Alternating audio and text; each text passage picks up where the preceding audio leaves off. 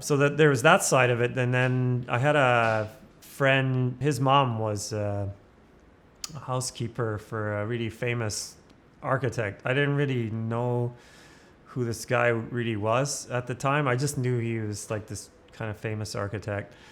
And we used to go over to his house and water the plants and do some kind of cleanup stuff on the weekends. Not too often, but every once in a while. I found out later he was Arthur Erickson, Wow. kind of famous Canadian architect. Wow. And I didn't know who at the time.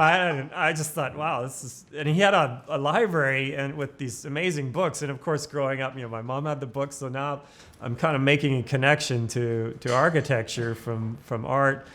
And I just got the odd opportunity to flip through some of the books in his library and learn a little bit about what amazing buildings there were around the world. And so I got kind of exposed to architecture from both sides, from the construction side and then from design. And I think once I saw the kind of artistic potential of what building could be, that it could be something more than just a kind of sum of the parts, that it's not just a bunch of wood stuck together, but there's kind of an experiential and kind of qualitative and even beyond, kind of almost ethereal quality of what architecture can, and spiritual, all of those kind of things that are so hard to describe in words. That to me that was really fascinating. How just a kind of building that's made out of simple materials could create such a sense of feeling, excitement, mood, capture this almost like music, you know. It's the kind of thing that's very hard to describe. But when you're in an amazing work of architecture, you just feel that sense of awe, Try to break it down. What is it that you're actually feeling?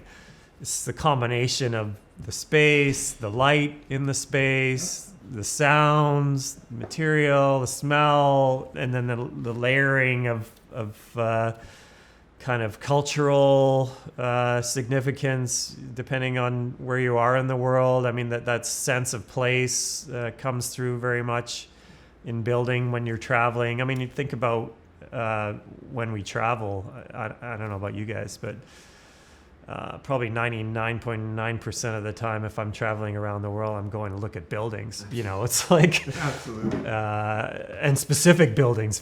I'll travel around the world to look at a very specific building sometimes, just to make a special trip, because there's something about a building that captures all of these things about culture, space, time. And now many years later, now becoming an architect, is how do you repeat that? How do you think of places that you've been around the world where you've had this just sense of awe and incredible experience of space and time, and how do you break that down into components and try to repeat that or play with that? Like, what are the elements of architecture that you bring into play that can create a sense of feeling, poetry, that kind of gets beyond just the mundane everyday. To me, almost like that's a pilgrimage every architect needs to. Definitely.